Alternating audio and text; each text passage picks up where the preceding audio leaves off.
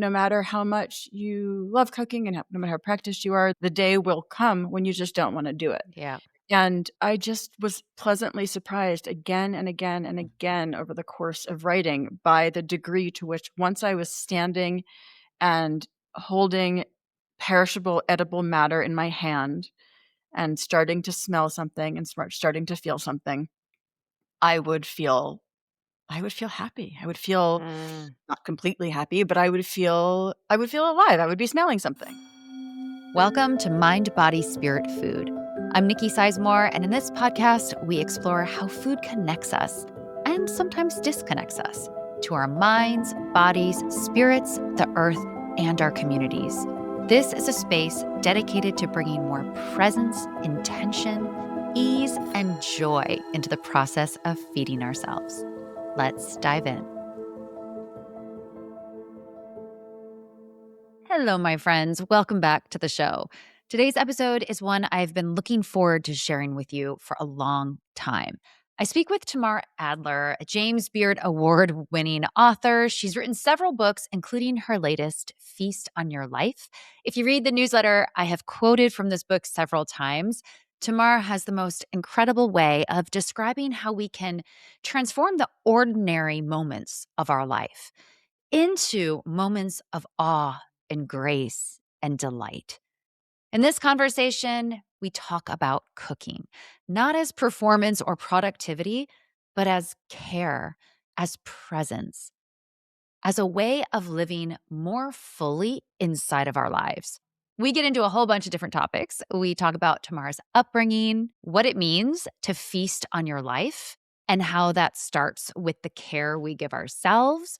We talk about why cooking matters, friction versus ease. I love this part of the conversation because nourishment and connection is not always meant to be without effort. We get into perfectionism, feeding kids. Tamar offers such an incredible tip and some really grounded wisdom in feeding kids, rituals around meals, and so much more. I have no doubt this conversation is going to shift the way you think about cooking, but it's also going to provide you with a sense of spaciousness, maybe a bit more freedom around this idea of feeding ourselves. And really, that's the mission of this entire show. I love Tamar's work. You're going to love her too. If this conversation uplifts or inspires you, please share it with your people. You can also like the podcast over on your podcast app. That helps a lot. You can become a subscriber to the Mind, Body, Spirit, Food newsletter.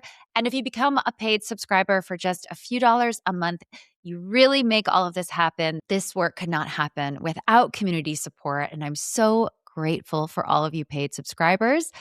Paid subscribers get access to the full recipe archive. I think there are over 150 recipes in there now, which are all naturally gluten-free, although you would never know it. They also get bonus content and other fun perks. Thank you so much for being here. Thank you for listening. I think you're going to love this conversation. So let's dive in.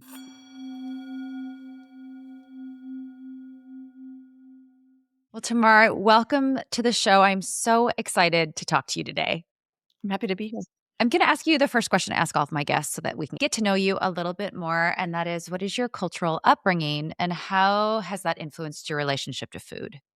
Well, I grew up Jewish with an Israeli father and a mother from Long Island.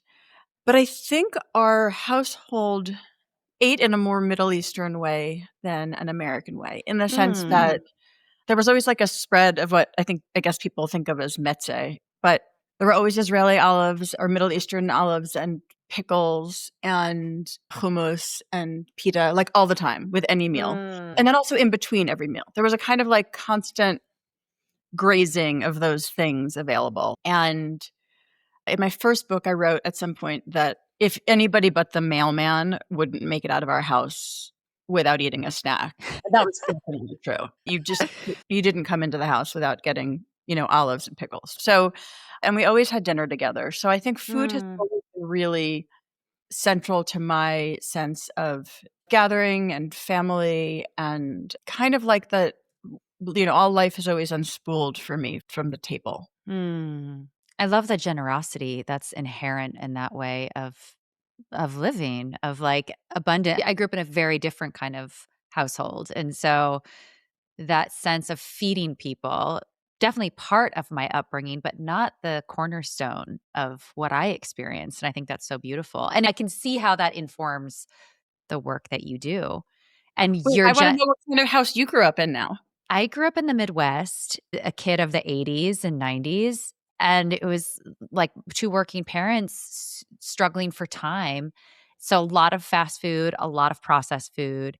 Sunday night dinners were sacred, and that's the thing that I do with my family.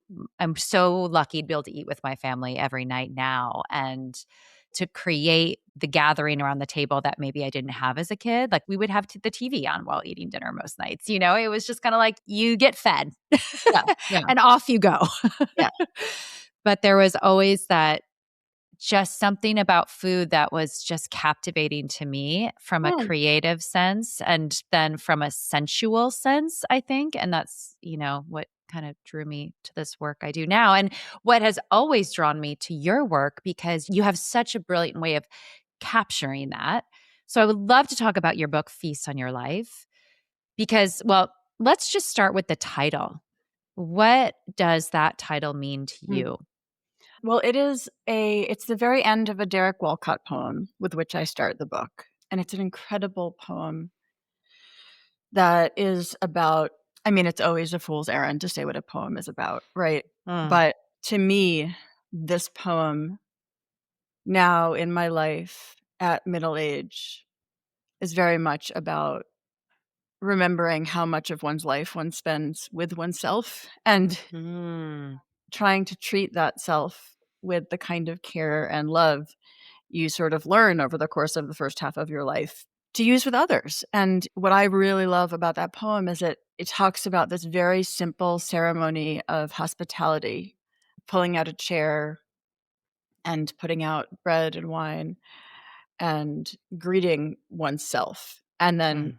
treating oneself to all of those things that we're so used to. I think most of us have gotten pretty practiced, or the lucky ones among us who have enough to feed ourselves and guests are pretty good at feeding other people that way. And so what I love about that poem is that it puts the Mhm. you the host in the seat of you the guest. And the very end of it says sit feast on your life. And it matched what I was trying to do in this book, in which I took the opportunity of eating and feeding every day to find something beautiful or true or delightful. And it felt like what I was offering myself every day was the opportunity to feast on my life, just for a moment. I love that you use the term remembering. This is like the focus of my book as well, is can we use this process of feeding ourselves, the process of cooking to feed ourselves? And can we actually put ourselves first and trust that in nourishing ourselves and seeking delight and pleasure, that that's going to spill forth to others? But I love that you use the term remembering because somewhere along the way, we forget that we're part of the equation and we just kind of have to put ourselves back into it. And so much of what you write about are the ordinary moments, like the simplest ordinary moments that bring us a rich life, that like give us that beauty and awe and grace that we otherwise plow right past because we Yeah. live in, that kind of world. I was gonna say, and I think it's funny that we plow right past it in pursuit of exactly it, right? Yeah. Like, you know, there's a Zen writer and thinker whose name I'm not now remembering, but it might have been Pema Chodron, it might have been Charlotte Joko Beck, who writes a story about waking up really early one morning to get the house that she was living in completely ready for her teacher who was coming that morning, and getting up at the crack of dawn and sweeping the house really diligently and getting all new linens out and cleaning every surface. And then her teacher arrived at the house and asked what she had thought of the sunrise. And Mm. she said, "Well, I didn't have time to see the sunrise. I was getting the house ready for you." And the teacher started laughing hysterically because she just thought it was the craziest and most inane thing she'd ever heard in her life, that somebody could be too busy to Yeah. watch the sunrise. And I sort of feel like that was the idea Yeah. of this book is like too busy cooking to enjoy cooking, Yeah. too busy making things nice for whoever it is we're making things nice for to appreciate the process of making. You kind of have answered this, but I'm curious about like why do you think cooking matters? I think there are lots of reasons cooking matters. I think one of them is that I have realized that, like, in an almost prepper way, I really believe that it's important for all humans to have some of the sort of means of survival available to us. Not because the world is ending, not because of rapture, because I think we have a base level uneasiness if we can't, that maybe we don't even Mhm. recognize as that, if we Mhm. can't survive in some way. Yeah. I think we have to be able to make our food, and we have to be able to sew a little bit, and we have to make a fire, we have to know how to make fires, and there's a lot that I can't do. I still don't know how to make a basic circuit, and my furniture is like, always uneven and cattywampus. But I do think that there is something sort of deeply important about a kind of self-sufficiency where you can go, I'm not as bound to all of these structures as Mm. in some ways capitalism would like me to be. It doesn't fall apart for me if Mhm. some of the supply chains fall apart, or if, just I think there is probably a base level anxiety that we have when we don't have those means available to us. We don't have those skills. And I think there's a base level calm that comes from having them. That's Mm. one reason that I think cooking is important. Another reason is that humans make things. I think basically we are here on Earth to like kibitz, to hang out and Mhm. talk to each other, to mess around and make things. Ideally, all at the same time, Like, I think Mm. humans are basically at our best and most human when we're kind of in a group of people making stuff together. Mhm. Not always the same project, not always the same stuff, but because we're makers, I think when we are making things, I think we tend to feel more human. We feel alive. We feel Yeah. less adrift. Mhm. So that's another reason. A third reason is that I actually have really embraced the idea and just seeing it borne out in my own life that kind of like if you're making your own food, you don't really have to worry about whether it's healthy or not healthy, and whether Right. it's fried, whether it's, frying is such a pain that, like, even if you fry a lot, and I think I fry a lot for a home cook, it's still not as much as Yes. getting takeout that is fried. Mhm. Like, if I were eating my food from a restaurant or, takeout restaurant or delivery or whatever, it's just not a big deal to order french fries, and I Yeah. love french fries. But if I'm making them, 'em, I'm just not gonna do it as often, which is not because Mhm. french fries aren't great. It's just that, like, I think that there is a kind of innate balance that exists when you have to make stuff Yeah. that frees you from having to think about, like, salt and fat and sugar and all that stuff, where you're like, "If I'm making it, it's pretty much okay just because it's too much of a Yeah. pain to make highly processed foods." You can't really do it, and Yeah. highly processed foods are the only real, like, the real problem. I think our metabolisms and our digestive systems and our, mind, whatever acts it, we don't know how to deal with them. Our bodies don't know Yeah. how to deal with them, and they cause metabolic perturbation, I'm sure of that. And so I kinda think, like, it's important because it's healthy in a Mm. sense that is like, it doesn't have to be about breaking food down in this nutritionistic way. Well, I love that. So it's like the 3 things like that freedom, that agency of being able to cook and care for yourself, the creativity, which makes us feel alive, like creating. I've got 2 kids and just they're both creators. I think all humans are creators, but I think some humans kinda lose that aspect of themselves a bit, but that's when they're the happiest is when they're in these worlds of creation. That's certainly what draws me to cooking. And then that sense of nourishment and health. And what's interesting, just like you, as you cook for yourself, I feel so lucky because we grow a lot of food in the months where we can, and we have access to farm fresh food. It feels so nourishing, and I'm not talking about nutrients at all. I'm talking about that sense of connection to the people, to the land, to myself that is so nourishing. I know that benefits my health from, like, a more practical way.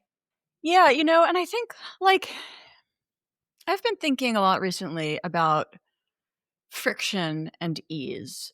And Mm. I've been thinking that I think we've made an error as a culture in not making it very clear inside of our society and our culture that feeling happy, feeling alive, feeling nourished, feeling connected is not supposed to be effortless. It's not Mm. supposed to be without friction. It's not supposed to be easy. That there is actually, and I think there are many cultures where a much better job has been done of understanding this. And you see it in them. Like where I think that in American culture, there is an assumption that we're doing something wrong if Mm. we're not feeling at ease, not feeling good, not feeling well without really working at it. And I think that Mm. the truth is that we are supposed to have to work at it. And I think it's one of the things that makes how much people do like their work, how much people work in the US makes it really hard Yeah. actually to feel good because you don't have time or energy to do the other kinds of work. But it's work too, right? Like Yeah. going to the farmer's market is work, Mhm. but it does create a situation where, I mean, I'm so tight with my egg farmers in Hudson that I don't go back to this. I live in Spain now. I don't go back to the States without visiting them. Mm. I signed a book and had my mom bring it to them because I didn't make it for the market when I was there last. And that changes my experience of eating eggs. Of course it does. I mean, Yeah. not on some new agey level, on a level where it has more meaning for me that I'm eating Yeah. Virginia and Peter's eggs. And then multiply that by all of the different moments of touch and even friction, having to wait for things, having to Mhm. wash my hands because I've just planted something and then I've harvested, all of that. It doesn't make it easy, but it does give it meaning. And I think I wish that we started just saying that in our Yeah. culture. It actually is supposed to be a little hard. Not supposed to be easy. You're not doing it wrong if it's not easy. It's actually just hard. It reminds me of a passage in your book where you talk this is so funny, but you're talking about peanut M&Ms. Because something you just said sparked this memory of that part of your book. And you said you only eat them when you're in transit because you want to experience tasting them for the first time. Yeah. How good is your first time eating a peanut M&M? Whereas if you're eating peanut M&Ms every day, they lose their magic. Yeah. No, I won't do it. I see them even now in Spain. Like I still see them at every kind of checkout. It's Yeah. just they're a thing that I love so much, but I know that I don't love them if if they're not special. They just lose it. I was just thinking about it actually yesterday. I was buying fizzy water and I was like, "Oh, I hope I get to go on a plane soon." What a thing to look forward to. I Yeah. actually, that brings me into this idea of delight. Delight is available to us all the time.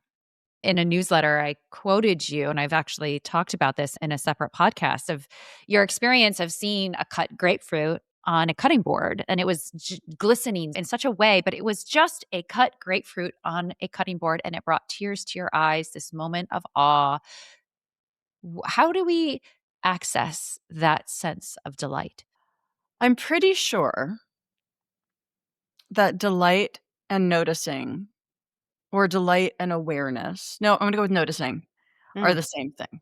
But there Mm. actually isn't. I think that what I learned spending 365 days intent on finding a delight a day was that it was as soon as I was actually focused on what there was around me, which in the case of this project had to be in the kitchen or at the table. It had to be, I mean, sometimes it was a book about food. So it had to be Mhm. something food related. As soon as I kind of trained my attention on anything, delight sprang up.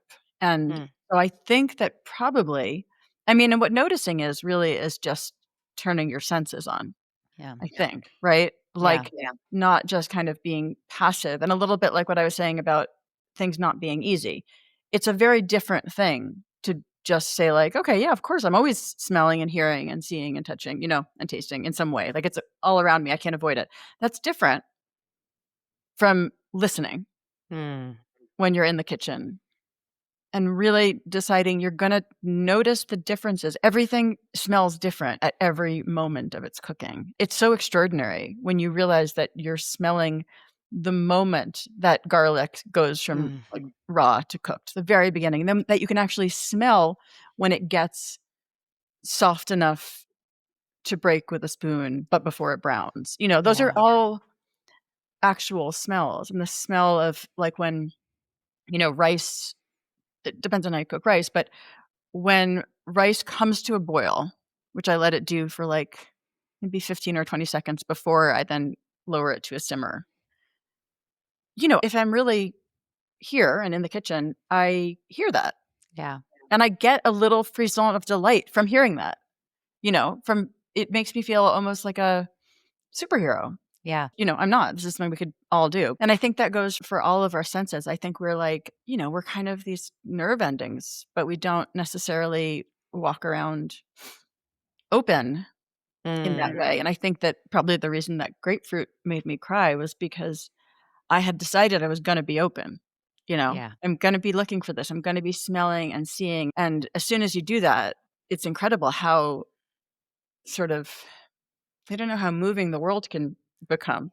You know what was interesting in my book, Mind, Body, Spirit, Food? I talk about like as we become open in our senses, delight is available 10 times. It's always there. It's like you said, we have to open to it. But the second thing that surprised me, which I share in the book, is that it also made me a better cook.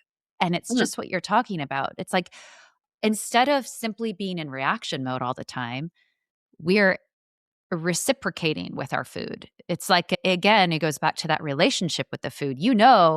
There's this shift happening with the rice and it feels like a superpower, but it's not. It's just a simple awareness. So I Yeah. think that's like this beautiful side effect of, yes, opening to delight and also knowing that that's going to make you a more capable cook.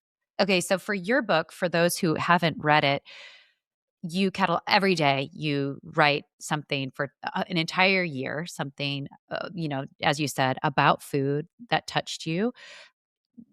Was there anything that shifted in your relationship to food or in your relationship to cooking over the span of writing this book? I got much better at just standing up and starting to cook. And that sounds silly because Mm. I've actually written this is my fourth book about cooking. It's very clear that I stand up and cook all the time. And I've written before about sort of a trick, which I still do, not every day, but like if you really don't know what you're going to make, to just put a pot of water on the stove to boil. Mm. But, like even one's own tricks don't work all the time. And kind of no matter how much you love cooking and no matter how practiced you are, the day will come when you just don't want to do it. Yeah. And I just was pleasantly surprised again and again and again over the course of writing by the degree to which once I was standing and holding perishable, edible matter in my hand and starting to smell something and starting to feel something, I would feel I would feel happy. I would feel Mm. not completely happy, but I would feel alive. I would be smelling something. And when you're smelling something, you're not thinking, I'm so tired, I'm so tired, I'm so tired. You're thinking, oh, this smells sort of very green. And also maybe I'm tired. But Yeah. it's just not I think that the thing that really changed for me was a true understanding that I wasn't looking for things to be all good or for things to Mm. be all resolved or all better. I just wanted things to be a little bit better and that was enough to take the next step. And so I got pretty good at like, I don't want to cook right now, but I'm just going to stand up and cut garlic. Everything always has garlic in it in my house. Or like, I'm just going to start doing it. And I would trust that I would be a little bit changed by having had a sensory experience. And that would be enough of a change for the next thing to be a little bit easier. And I don't think I could have articulated that before. At no point in my earlier books did I say stand up and cook. That's the solution. Because that also doesn't sound like a very good solution, but it turns out it is. You had a passage where this made me laugh out loud, but I've thought about it so many times and since I read it, where I think you were cooking for a number of people, 10 or 11, and it was a rainy day. And this was maybe halfway through the book. You didn't want to cook, you weren't feeling it. And you said, but I have a practice for that. Proceed. Yeah. And sure enough, and I was just like, yeah, you just Right. got to sometimes put the pot of water on the stove Yeah. And I find like, for me, if I proceed, but without attaching to an outcome, because I think in the past I would proceed, but it was like a stress to get to the end finish line. It's like, I'm going to Mhm. proceed, but I'm just going to get this thing done. There's a difference. There's a nuance for now. It's like, I'm going to proceed and I'm just going to let it unfold. I'm not going to care about how it looks or how long it takes or even maybe what the recipe tells me to do. I'm just going to allow this thing to unfold. But I think that's such an interesting tip and brings me into this topic of perfectionism because when we are in that loop of the finish line or the outcome, then I think we close the door to delight. What are your thoughts about that? Cooks fall into this trap as much as sort of new cooks do. Experienced cooks fall into the trap of perfectionism as much as new cooks do, and I've had a number of experiences recently, conversations with practiced cooks who've described after having cooked for decades, finally realizing that lots of stuff that they made that they didn't think was great was enjoyed the heck out of Mm, by kind of everyone but them. And, I just wish that we could believe this, that we could learn it and believe it, that it not only is perfection the enemy of the good, but like that the greatest gift we as cooks and hosts and parents and friends could give both ourselves and everybody we feed is to just give up on it. It's fine. Like yeah. it's that it never has to be as good as it can possibly be.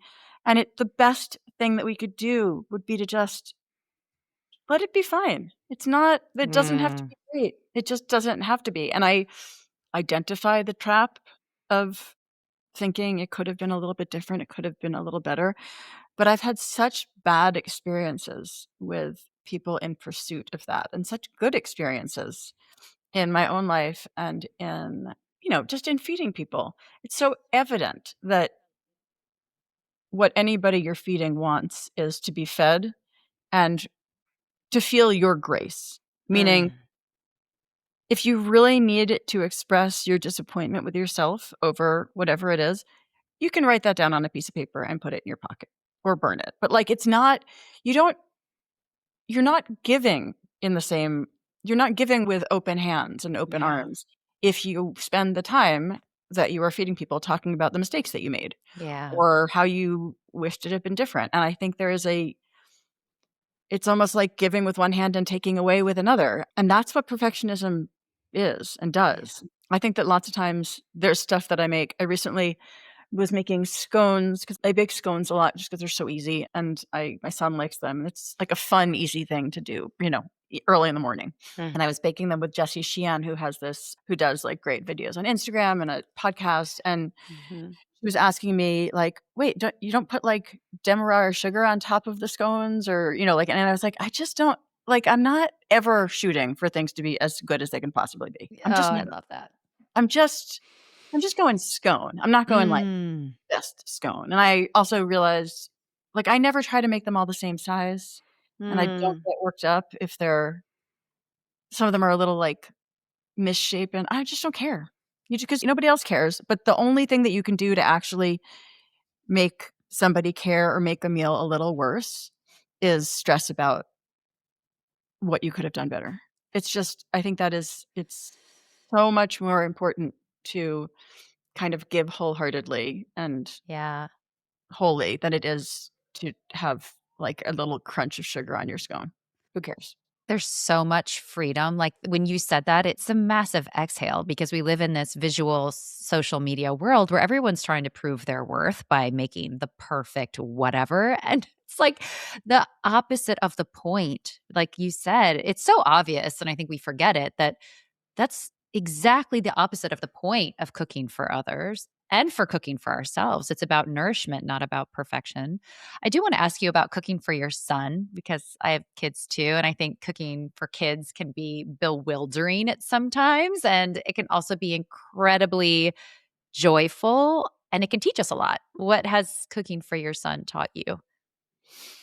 Well, I need to not cook for my son. I need to cook for me Mm. And it is great that he, as the person who I devote all of my life force to, basically, it's great that he, is the one who will be eating some of it. But I really have had to detach my feelings from the outcome of meals that I make because it's too much emotional pressure on him to have my happiness somehow be his responsibility Mm. is doesn't feel appropriate.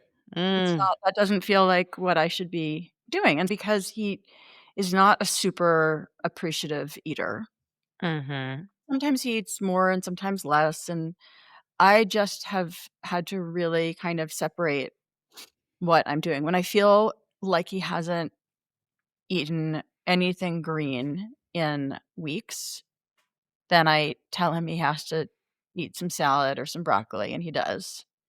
And when I tell him that he has to eat some salad or some broccoli and he has to do it without making a to-do, because I Yeah. can't do undoes anything good that's being done, I'm like, "That's it's not gonna help." He, Mhm. like, kind of does that, and other than that, I really have to I care about cooking stuff that my husband likes because he's a Yeah. very appreciative person, and I know he really like, when I'm making something technically hard, like, mapo tofu, where I'm trying to get kind of the balance of Sichuan peppercorns and 2 other kinds of chili, like, just right. I think about that, and I think about, like, getting the balance. I get excited about being Mhm. able to taste it and be like, "Whoa, you did it," or like, "Almo," it's just like that.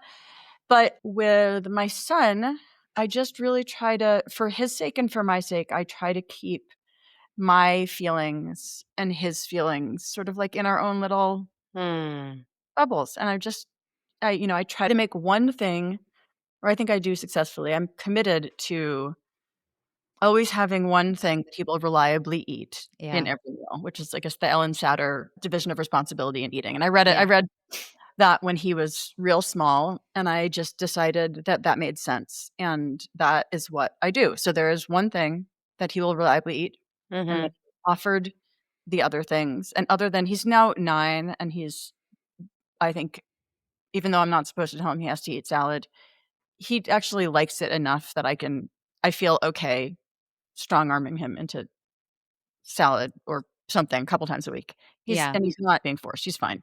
But other than that, I'm like, "Okay, you can eat one thing at the table, or you can eat 4 things at the Yeah. table, I don't care," and he's not who I cook for, because that way madness lies. It's just such a great reminder, and I feel like for especially for people with younger kids, I have basically a preteen and a teenager, an almost 16-year-old, and that sense of detachment is what saved my relationship to cooking because Ah, cooking became this utter chore, and I lost my own, like, sense of what I liked mm, at one point when they were really little. I was, like, cooking for to them, and now I can say that they're older, and I make what I make, and it goes on the table, and if they like it, they like it. If they don't, they don't. It's kind of it boggles my mind to see what they like now because I don't care if they go for the Brussels sprouts or not. Like, our rule, if that is one, is that you have to try everything. I'm mhm, like, you might not like it this first time, but the eighth time, you might like it. And that's going to expand your world. And that's going to be so exciting for you. But it does, as they get older, it kind of shocks me. It's like it's there, they don't feel the pressure, and then to see their palates evolve in their own terms is great. But I love that you said, "My happiness is not his responsibility," because I think that's what people need to hear. That puts a lot of pressure on them, on the kid. yeah. I think so many of us do it, but it's like, "Why? Why? We're the grown-ups. Come on, guys. You be the grown-ups." I mean, we talk about that all the time, but it's like my husband and I do. But just, remembering that, and so it's really important that, Yeah. like, we have to be better at it than he is. We're a lot older Mm, than him. yeah. And so I think that, like, I feel proud about the degree to which I've been able to kind of not let any of the vicissitudes of a young palate affect how I feel about him, how I interact with him, how I interact with the kitchen. I mean, of course, sometimes it does, in that I forget that I love Thai green curry because he, like, kind Mhm. of won't eat it. But then, we just found a really great Asian supermarket not too far from where we live here in Madrid. And, just walking around the supermarket reminded me that I love it. Mhm. And so, like, "Oh, I'm just gonna Yeah. make it, and if he doesn't want it, he can just eat the rice." Yeah. I love talking about ritual. I wanted to ask if you have any rituals around food, around cooking, around eating that you love. We say grace, and we always have. Yep. And I grew up saying the motzi, which is the Jewish grace. But my husband did not grow up Jewish. And so we wrote our own grace for our Mhm. family.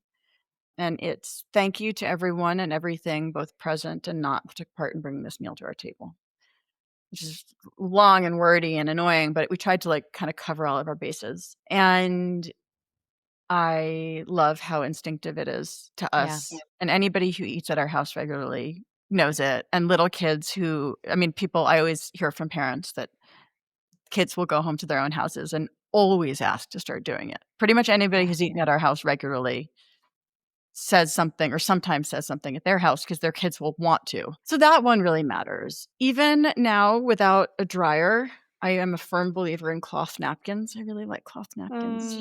And so I guess that's another ritual. I like that ceremony. So it's like we're saying grace and using Yeah. cloth napkins, even if we're literally eating instant ramen, which I Mhm. love, and we do eat instant ramen. So I guess those 2. Oh, and also another is that we don't have people don't eat alone. No, but don't there's no eating alone. It's interesting because my relationship with saying grace, my family does too, but it wasn't until I started writing my most recent book years ago that grace came back into my life because as a Oh, kid, I was forced to say the Lord's Prayer at holidays. And as I write in the book, I'd be eyeing my brothers who'd be like sneaking bites of the mashed potato when we're supposed to be saying prayer. brutal. And how I started grace with my family, and this was, again, it was because I needed it, was to take 2 deep breaths at the table before we started eating. And at that time, my youngest was, 4 and would do like laps around the table, and my oldest was 9 and would like often not sit down. And so I did it because I needed my nervous system to come into check. And now it's so ingrained. And then from there, we developed this practice of we say some words of gratitude, and it's always different, but we have something similar that I kind of riff off of. But now it's so ingrained in the kids, that moment of ceremony, which I think sets them up, and that moment of gratitude. And I never want them to take for granted the bounty that we are privileged to have.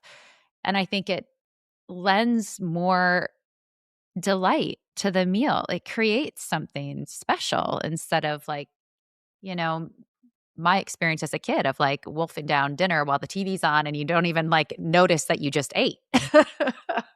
Yeah. That moment of connection.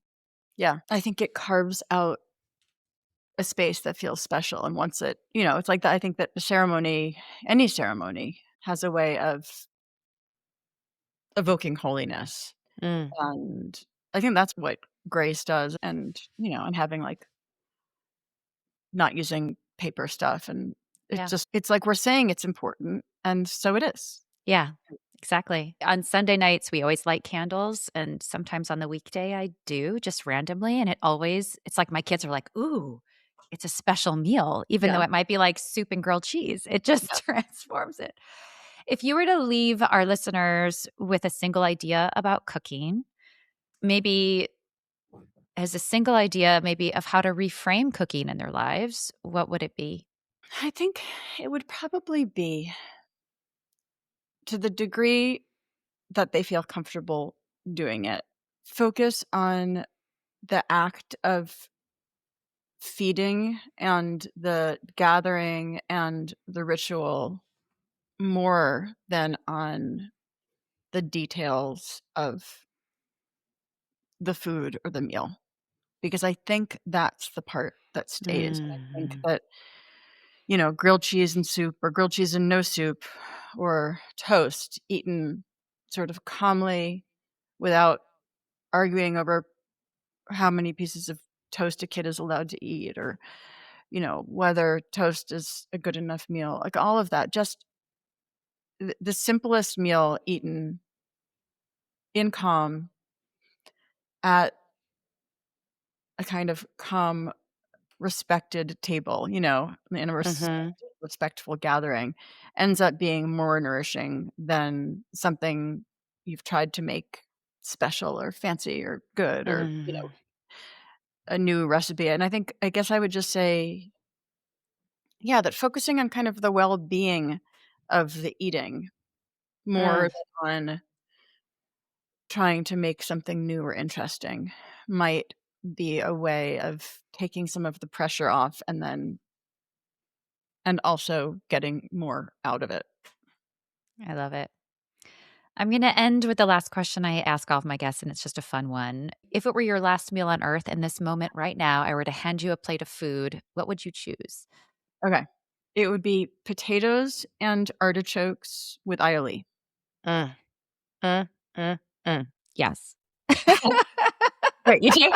Oh, that's so I have weird. a I have a s I have a love of aioli that it just is beyond measure. So, in fact, last night just made a roast chicken and we just had aioli with everything, the potatoes, the green It's beans. just It the was just best. It's the it's just best. the best. It's the Yeah. best. Well, Tamar, thank you so much. Where can our listeners find you?